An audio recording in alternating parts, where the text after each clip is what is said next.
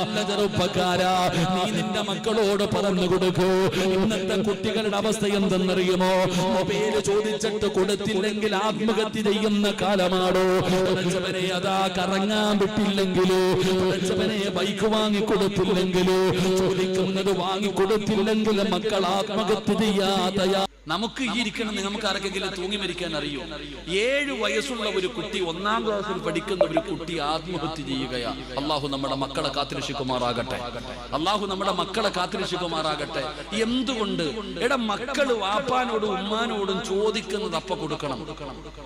ചോദിക്കുന്നത് എന്താണോ അപ്പ കൊടുക്കണം. എന്റെ പ്രിയപ്പെട്ടവരെ, നമ്മുടെ വാപ്പാടെ ജോലി എന്താ? വാപ്പ ഗൾഫില. എന്താ ജോലി? അല്ലാഹു അലൈഹി എനിക്കറിയില്ല. എടാ, നിന്റെ ഉപ്പാന് ഒരു ദിവസം എത്ര രൂപ ശമ്പളമുണ്ട് അറിയില്ല.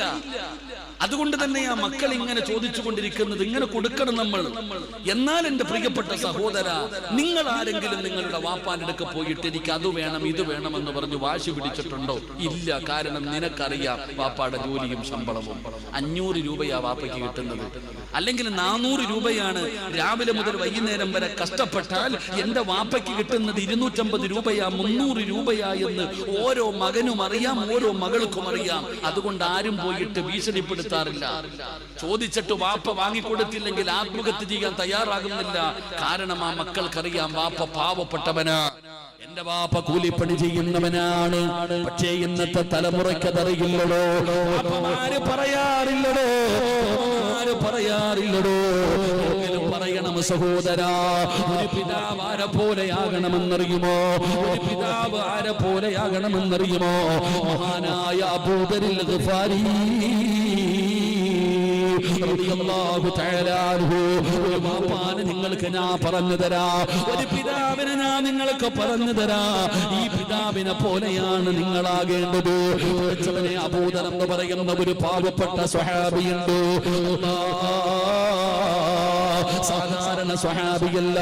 അബൂദർ എന്ന് പറയുന്ന സ്വഹാബി അല്ലാഹുവിന്റെ മലക്കുകൾക്ക് വരെ പരിചയമുള്ള സ്വഹാബിയാ.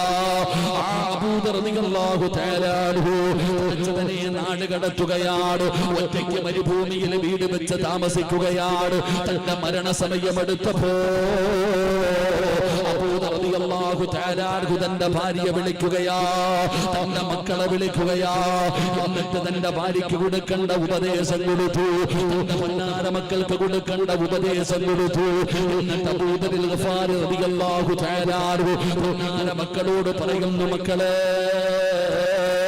വാപ്പാനെ വെറുക്കല്ലേ, നിങ്ങൾ വാപ്പാനെ വെറുക്കാൻ പാടില്ല. വാപ്പ നിങ്ങൾക്ക് വേണ്ടി ഒന്നും കരുതി വെച്ചിട്ടില്ല, വാപ്പ നിങ്ങൾക്ക് വേണ്ടി ഒന്നും കരുതി വെച്ചിട്ടില്ല. വാപ്പയുടെ കയ്യിൽ കിട്ടിയ പണം മുഴുവനും ഞാൻ പാപങ്ങൾക്ക് കൊടുത്തു, അല്ലാഹുവിന്റെ ദീനിന് വേണ്ടി കൊടുത്തു.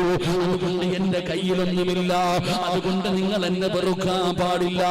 മഹാനായ അബൂദർ ഗിഫാരി റളിയല്ലാഹു തആല അൻഹു തന്റെ മക്കളോട് പറഞ്ഞു കൊടുക്കുകയാണ്. എന്നിട്ട് റബ്ബേ, അബൂദർ ഗിഫാരി എന്ന് പറയുന്ന സ്വഹാബിക്ക് 3 പെൺമക്കളാ, ആൺകുട്ടികളല്ല. ആ പെൺമക്കളോട് പറഞ്ഞു കൊടുക്കുകയാണ്, വാപ്പ നിങ്ങൾക്ക് വേണ്ടിയൊന്നും കരുതി വെച്ചിട്ടില്ല. വാപ്പ പടച്ചവനെ, വാപ്പാടെ അവസ്ഥ വളരെ പരിതാപകരമാണ്. എന്നിട്ട് പറയുകയാ, നിങ്ങൾ പേടിക്കണ്ട, എന്റെ കാര്യം ഓർത്തിട്ട് നിങ്ങൾ സങ്കടപ്പെടണ്ട. അല്ലാഹു നമ്മുടെ കൂടെയുണ്ട് മക്കള്, നമ്മുടെ കൂടെയുണ്ട് മക്കള്.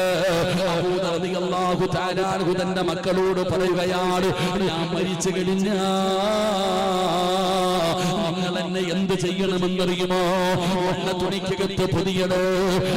എന്റെ ജനാസ കുളിപ്പിച്ച് വെള്ള തുണിയിൽ പൊതിഞ്ഞിട്ട് വഴിയോരത്ത് കൊണ്ടുപോയി വെക്കണം. ജനങ്ങളെ മരുഭൂമിയിലൂടെ നടന്നു പോകുന്ന വഴിയോരത്ത് എന്റെ ജനാസ നിങ്ങൾ കൊണ്ടുപോയി വെക്കണം.